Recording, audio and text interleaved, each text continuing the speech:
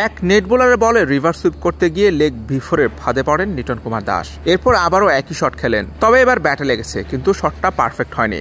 Catch হতে পারে, catch হওয়ার সম্ভাবনাই বেশি। এরপরের বলে আবারও রিভার্স সুইপ করেন, এবার একদম পারফেক্ট। এই বলের ঠিকানা নিশ্চিত বাউন্ডারি। ম্যাচে একটা পারফেক্ট শট খেলার জন্য অনুশীলনে কত চেষ্টা করতে হয় ক্রিকেটারদের, নিজেকে শুধরানোর জন্যই তো এই অনুশীলন।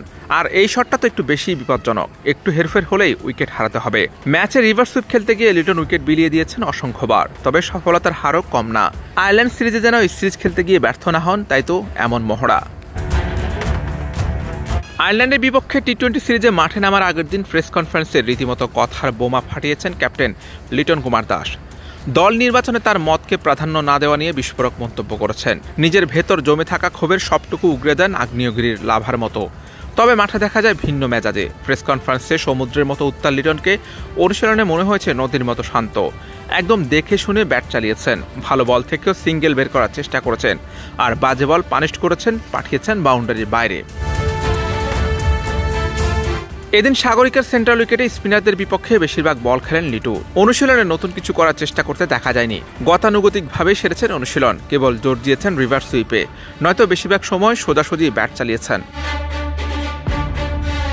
প্রেস কনফারেন্সে টাইগার ক্যাপ্টেন জানান আইরিশদের বিপক্ষে ডমিনেন্ট পারফরমেন্স করতে চান তারা। তিনি বলেন, অবশ্যই সম্ভব। আমাদের যে টিম আছে, আমাদের যে ক্যাপাবিলিটি আছে, আমরা যদি আমাদের দিনে 100% ক্রিকেট খেলতে পারি, অবশ্যই ডমিনেটিং জয় পাওয়া সম্ভব। But at the same time আপনাকে ক্রিকেটের প্রত্যেকটা টিমকে রেসপেক্ট করতে হবে। যেদিন যে ভালো ক্রিকেট খেলবে তাদেরই পক্ষে গেম যাবে। আমরা চেষ্টা করবো আমাদের বেস্ট ক্রিকেটটা খেলার। আয়ারল্যান্ডকে ডমিনেট করে হারাতে হলে জ্বলে উঠতে হবে লিটনের ব্যাট, নয়তো ওয়েস্ট ইন্ডিজের মতো আয়ারল্যান্ডের কাছেও সিরিজ খোয়াতে হবে। এই মাঠে সবশেষ সিরিজে ক্যারিবিয়ানদের বিপক্ষে 3 ম্যাচে তার ব্যাট থেকে আসে মাত্র 34 রান। প্রথম ম্যাচে 4, দ্বিতীয় ম্যাচে 23 ও শেষ ম্যাচে করেন 6 রান। এই সিরিজে নিশ্চয়ই সেই ব্যর্থতা কাটাতে চাইবেন এলকেডি।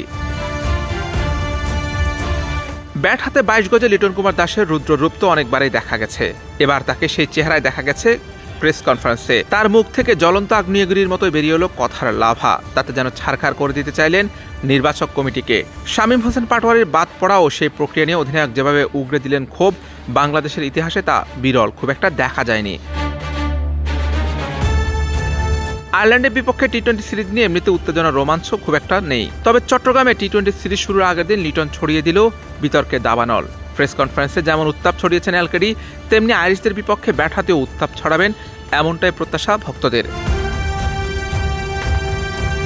Hussain Arman, BD quick time, Chittagong.